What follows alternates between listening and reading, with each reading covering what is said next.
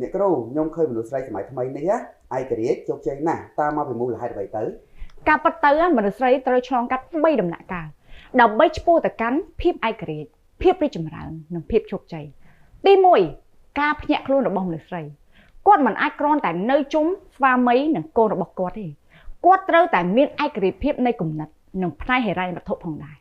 ទី2បន្ទាប់ពីភ្ញាក់ខ្លួនហើយត្រូវចាប់ផ្ដើមបង្កើនសមត្ថភាពទើបអាចកែប្រែខ្លួនឯងឲ្យកាន់តែល្អប្រសើរជាងមុនដូច្នេះមនុស្សស្រីត្រូវតែចាប់ផ្ដើមរៀនសូត្រនិងបន្ថែមការយល់ដឹងឲ្យកាន់តែខ្ពស់ទី3ភាពរីកចម្រើននិងភាពជោគជ័យបន្ទាប់ពីរៀនសូត្របន្ថែមហើយគឺចាប់ផ្ដើមយកសមត្ថភាពអនុវត្តដើម្បីត្រៀមខ្លួនចេញប្រយុទ្ធយកជ័យជំនះចំណុចទាំង3នេះជាចំណុចឆ្ពោះទៅកាន់ភាពឯករាជ្យភាពរីកចម្រើននិងភាពជោគជ័យរបស់មនុស្សស្រី